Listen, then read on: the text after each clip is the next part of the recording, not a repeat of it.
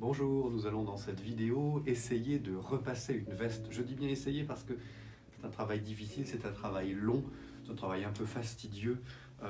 Et puis c'est un travail qu'il ne faut pas forcément faire toujours soi-même parce qu'on peut faire des bêtises. Je vais quand même essayer de vous montrer quels sont les points essentiels. Je vais repasser pour cette vidéo une veste grise, voilà, qui a la qualité d'avoir été entièrement entoilée. C'est-à-dire qu'elle ne craint pas du tout la chaleur, il n'y a pas de colle à l'intérieur. On va surtout commencer par les intérieurs en fait. C'est la première étape d'une veste. Parce que si on repasse les extérieurs, on va découvrir après les doublures qui sont vraiment très mal repassées. Donc on va se mettre à repasser les doublures et à ce moment-là, ça va créer des problèmes sur l'extérieur. Donc on se met bien à plat, on dégage bien la manche pour pas avoir d'épaisseur. Et on règle encore une fois, comme dans la vidéo sur le pantalon, on règle le fer sur très chaud et plein de vapeur. Et on y va.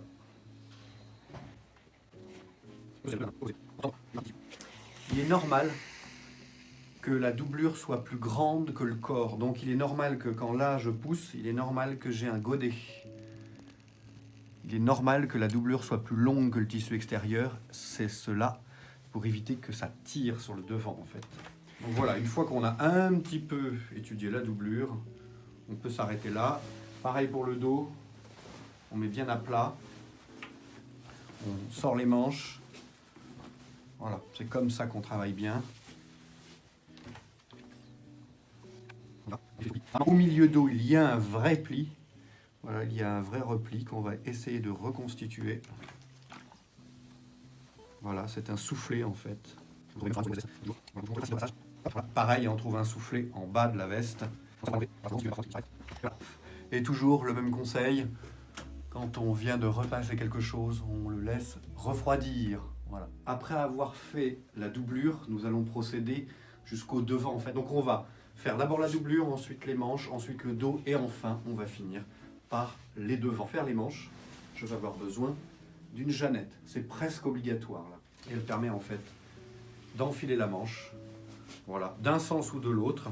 Donc elle permet de repasser, il y a une couture là sur la manche. Pareil, on se sert de la main opposée et en fait on tire un peu. Voilà. Et là on va pouvoir éventuellement procéder en faisant des tours. Voilà.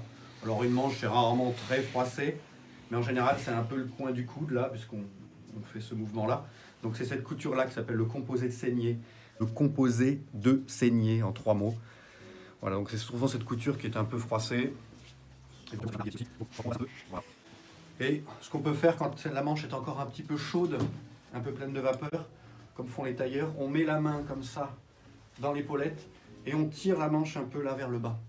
Voilà, ça c'est un bon exercice à faire quand la manche elle est un peu chaude. Si on a besoin de faire des repassages un peu de la tête de manche, on se place précisément sur la cigarette, c'est-à-dire cette partie-là, sur la tête de manche. Et là, ça permet, si on a des plis, ça permet de repasser un peu. Et normalement, ça suffit. Et là, j'ai repassé un petit peu là, j'ai repassé un peu là. C'est bon pour la manche. Repasser une manche, c'est que vous avez fait une deuxième manche éventuellement. Hop, on prend la veste et on fait le dos. On prend par demi-dos, on n'est pas obligé de vouloir repasser tout le dos entier. C'est pas forcément facile. On profite un peu de la géométrie de la planche à repasser. Voilà, on met à plat. On met la fente bien à plat là.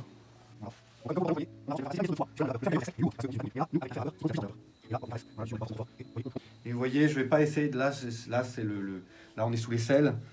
C'est normal qu'il y ait un volume là. On va pas essayer de le repasser comme un sagouin. Donc on se limite à repasser ce qui est au-delà de la couture là. Voilà, on va avec le fer à repasser. Maintenant, nous allons repasser l'épaule. Donc là aussi, je pense qu'il est presque nécessaire d'avoir une jeannette. Si vous n'avez pas de jeannette à la maison, vous pouvez vous servir d'un petit coussin de canapé. En général, ils ont une matière un peu rustique, un peu épaisse, et puis c'est de la mousse un peu dense. Donc vous pouvez éventuellement, si vous avez un petit coussin d'une trentaine de centimètres, vous pouvez vous en servir pour le mettre à l'intérieur en fait, de l'épaule, à la place de ma main. Et ça vous permet de vous donner une sorte de support un peu mou, un peu rond, qui vous permet éventuellement de venir comme ça repasser. Sinon, si on a une jeannette, et on enfile sur la jeannette. Comme vous voyez, je soulève le col. Avec cette main, je tends un petit peu, parce qu'il y a cette partie du dos là qui veut revenir. Donc hop, je tends un petit peu. Voilà, on met bien à plat, on évite de faire des bêtises. Et là, on va pas trop écraser avec le fer parce qu'on va marquer sinon un pli ici. Donc on va simplement un petit peu caresser. Il est normal que le dos, enfin l'épaule dos, il est normal qu'elle ait de l'embu, c'est-à-dire qu'elle ait des vagues par rapport à l'épaule devant. L'épaule devant, elle est censée être toujours plate, et l'épaule dos, elle est censée avoir de la matière en plus, de l'embu ça s'appelle. Voilà. Et là, on repasse sans trop appuyer, on laisse venir la vapeur. Voilà. Je vais rebasculer le col à sa place. Voilà, pour regarder si ça tombe bien. Le col, je ne vais pas le repasser sur la jeannette parce qu'il y a une mise en forme qui est assez forte.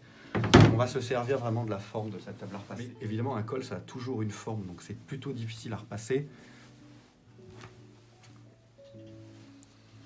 Voilà.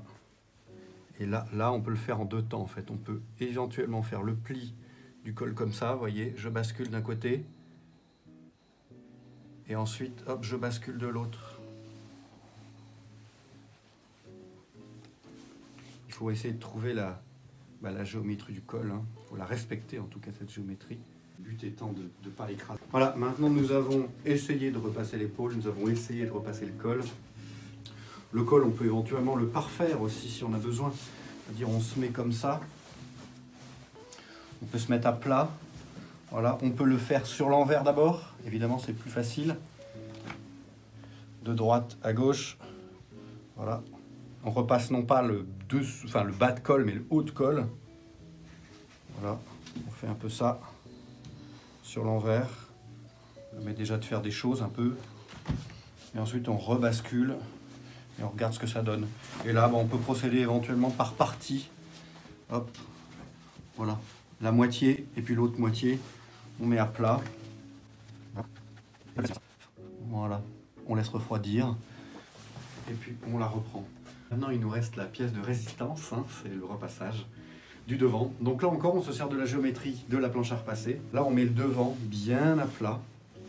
Encore une fois, le petit côté, là, comme tout à l'heure, on voyait, quand je repassais le dos, le petit côté, c'est normal qu'il ait une géométrie. Donc on y va. On repasse bien le devant. Là, on soulève le revers. Le revers, pour l'instant, on s'y intéresse pas.